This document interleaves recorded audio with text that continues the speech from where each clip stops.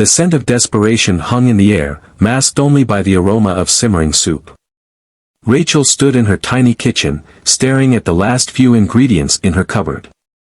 A single can of tomatoes, half a bag of rice, and a handful of frozen vegetables. It wasn't much, but she'd make it work. She had to, for her 6-year-old son, Oliver, who sat at the wobbly kitchen table, coloring with a crayon worn down to the nub.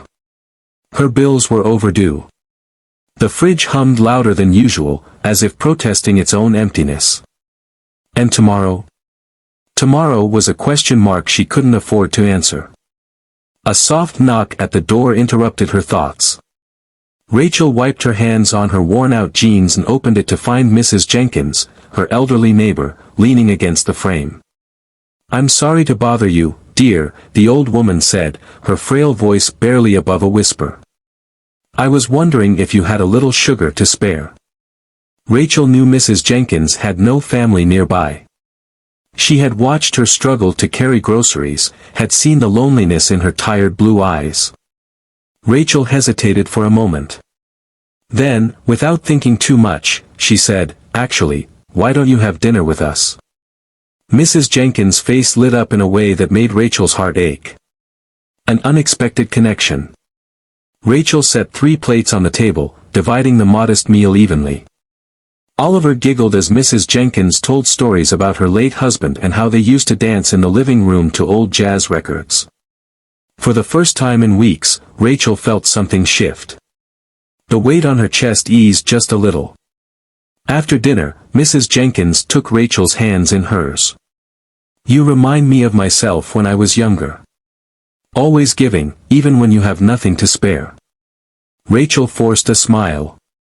She didn't feel like she had given much. If anything, the evening had been more of a gift to her than to Mrs. Jenkins. That night, after tucking Oliver into bed, Rachel lay awake, staring at the ceiling. Was this what she had been missing? Human connection. The call that changed everything. 2 days later, Rachel heard another knock.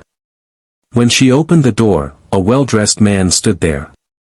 "Miss Carter?" he asked. "Yes. I'm Jacob Jenkins. My grandmother told me about your kindness. She said you made her feel like family when she needed it the most."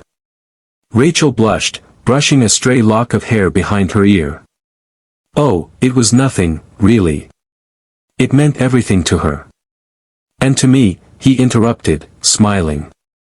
"I run a small catering business. We're looking for someone who understands the heart of a meal, not just the recipe. My grandmother insisted I offer you the job first." Rachel's breath caught in her throat.